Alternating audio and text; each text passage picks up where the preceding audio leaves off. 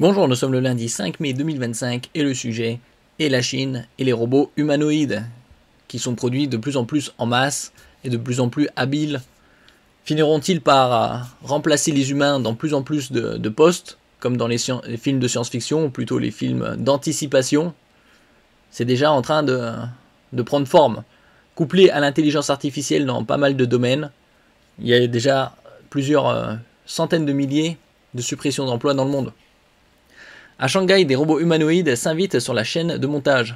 L'entreprise chinoise Kepler, un nom assez curieux Kepler, commence à tester ces robots humanoïdes dans une usine automobile. Doté de bras costauds, de capteurs précis et d'un cerveau connecté au cloud, il enchaîne les tâches techniques avec une surprenante aisance. Et il ne compte pas s'arrêter là. En ce qui concerne la robotique, dans l'industrie, ça a déjà plus de 50 ans. C'était fin des années 60, début des années 70, déjà dans l'automobile. N'oubliez pas de vous abonner pour plus de news sur le monde de la high-tech ainsi que les bons plans, également sur mon Twitter et en description sous toutes mes vidéos. Vous pouvez les retrouver dans mes playlists.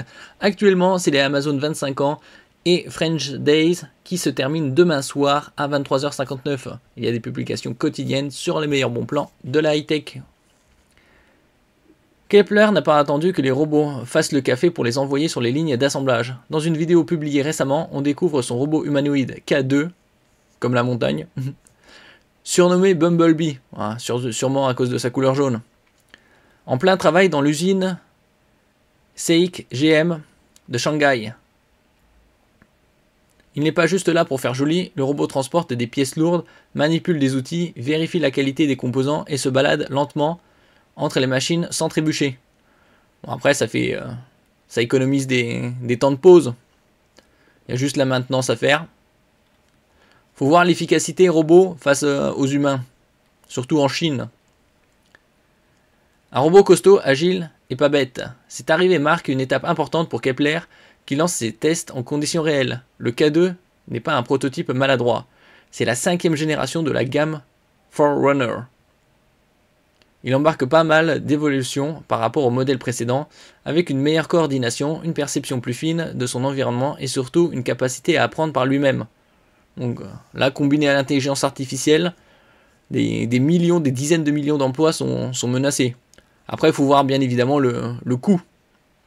Grâce à un système d'apprentissage par imitation et renforcement, il est capable de progresser sans avoir besoin d'un opérateur sur le dos en permanence.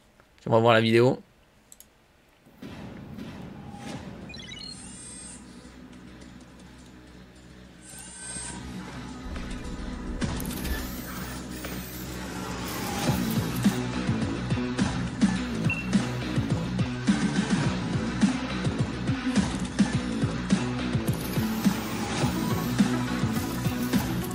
Effectivement, c'est très très lent au niveau du déplacement.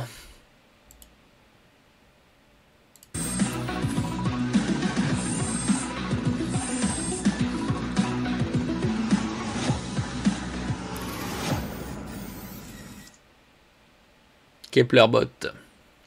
Côté physique, le robot a pris du muscle, entre guillemets, bras et jambes renforcés, nouveau capteur au bout des doigts et une batterie qui lui permet de travailler jusqu'à 8 heures d'affilée. Une journée complète. Pour voir le temps de charge. Chaque main compte 11 degrés de liberté, de quoi manipuler des objets complexes, et il peut soulever jusqu'à 15 kg sans broncher. Si Kepler commence par l'industrie, ce n'est qu'un début.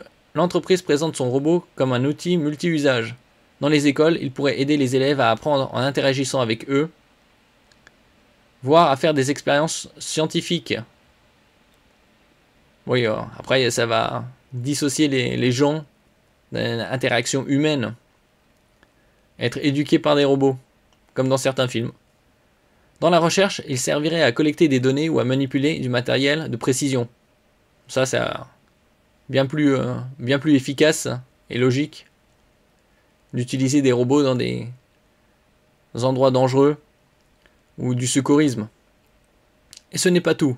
Le robot serait aussi capable de patrouiller dans des environnements complexes pour assurer la sécurité grâce à ses caméras HD, ses capteurs infrarouges et son système LIDAR. En cas d'incident, il peut même apporter une première assistance.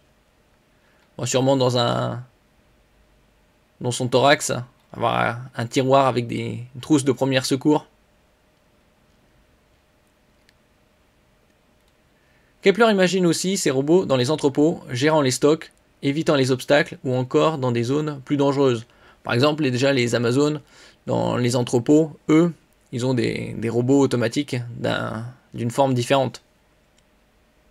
Température extrême, radiation, environnement explosif, apparemment, il n'a pas peur de se salir les circuits.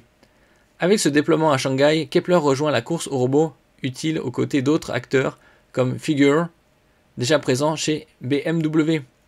La vraie question, maintenant, ces humanoïdes passeront-ils l'épreuve du quotidien industriel sans bug ni faux pas? C'est peu probable. Il y a toujours une erreur quelque part. Kepler semble y croire. Est-ce que les usines du monde entier suivront? Ça dépend du coût. Après, si le coût est inférieur à celui d'un être humain, évidemment, les entreprises s'y mettront. Peut-être d'ici 5 à 10 ans. Alors déjà, 5 ans, c'est assez loin et proche en même temps. Merci pour votre écoute et à la prochaine.